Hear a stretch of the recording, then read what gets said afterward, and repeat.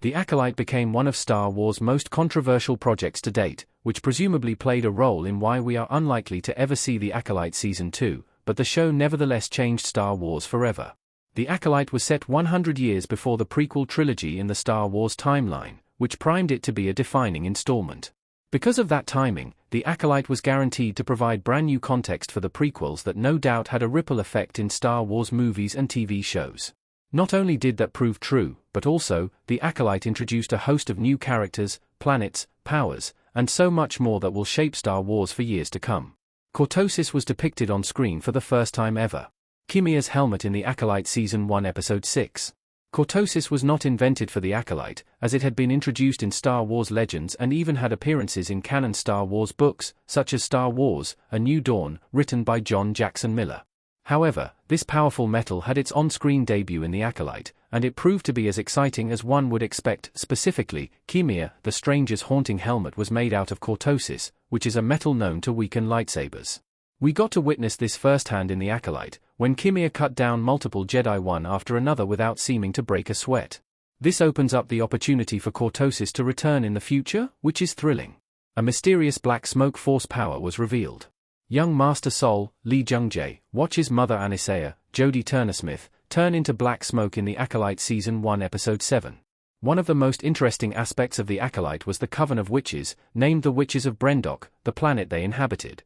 Like the Night Sisters of Dathomir, although they were confirmed to not be the same, the Witches of Brendok wielded the Force, but they were neither Jedi nor Sith. These witches also had incredible Force powers, the likes of which had never been seen in Star Wars. One such power was the ability to turn into terrifying black smoke, which Mother Anisea demonstrated when the Jedi and the witches had their final confrontation. This raises interesting questions about other Force powers in Star Wars we may not know about. Several new planets were canonized. Little May, Leah Brady, and Little Osha, Lauren Brady, touching hands on Brendok in The Acolyte Season 1 Episode 3. In addition to new Force powers, there were several new planets in The Acolyte, including Brendok, as mentioned. Additional new planets included Ueda, Olega, and Kofar. Each of these planets ended up playing a fascinating role in the show, as they were where May found and killed several Jedi. Although unnamed, there was another thrilling addition to Star Wars canon planets as well, as Kimia took Osha to a mysterious island, upon which Darth Plagueis himself made an appearance. Sadly, we may never learn more about this island or Plagueis' time there, in light of the Acolyte's cancellation. Kimia's saber was a new design for Star Wars. Kimia wearing a helmet, wielding his lightsaber in front of him in The Acolyte Season 1 Episode 8.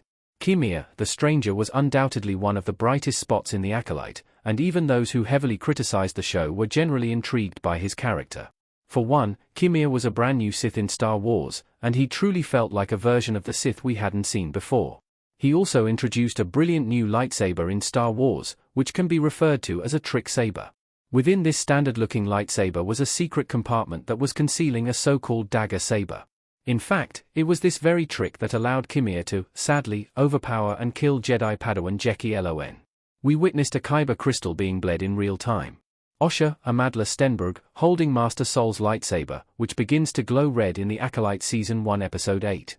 Although the scene in which Osha bled a Kyber crystal created backlash to the Acolyte, this was a thrilling moment. In fact, this was the very first time we got to see a Kyber crystal bled on screen, in real time. What's more, Osha didn't even know she was bleeding the crystal, nor, presumably, how to do that.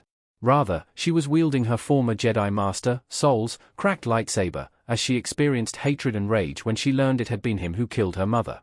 Because of that hatred, and given that the Kyber crystal was exposed through the broken hilt, she unknowingly turned the crystal from blue to red in a stunning scene. Brand new Force-sensitive witches were introduced.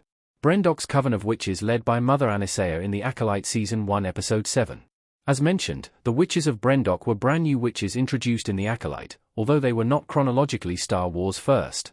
These characters were particularly interesting, as they were Force users who clearly did not fear the dark side but actually practiced much of what the Jedi preached. Mother Anisea even spoke to the twins about letting go of fear and acting selflessly, thinking of the good of the many rather than the good of the one. Despite those similarities, the Jedi, Sol in particular, felt threatened by and even afraid of the Witches of Brendok, and it led to the devastating massacre of the Coven. The Skywalker saga's Sith lineage was altered. Darth Plagueis peering out of a cave in the Acolyte season finale. Darth Plagueis' cameo in the Acolyte finale was perhaps the most exciting moment in the entire show, which actually only made it all the more disappointing that the show wasn't renewed, as many had expected it to be, including, seemingly, the writers and creators themselves. Nevertheless, this appearance of Plagueis in the Acolyte has changed the Skywalker saga Sith lineage. Previously, it had only been known in canon that Darth Plagueis was Palpatine's Sith Master, who then became the Master of Darth Maul, Count Dooku, and Darth Vader, in that order. Yet, the appearance of Plagueis on the unnamed island, watching Kimir and Osha, suggests that he may have taken another apprentice prior to Palpatine. The Acolyte brought the light whip to the Star Wars screen. Vernestra Rue wields her lightsaber light whip in the Acolyte 1. Yet another on-screen lightsaber debut in the Acolyte was Jedi Master Vernestra Rue's purple light whip, which is easily one of Disney Star Wars' coolest lightsabers to date. This lightsaber was already canon, as Vernestra is a character throughout Star Wars High Republic books. Yet, getting to see this lightsaber on screen was an entirely different experience, and it showed just how exciting these weapons can become as they get more creative. This was unfortunately an underutilized aspect of the show, ultimately, as we never got to see it in a true battle, but it was still exciting.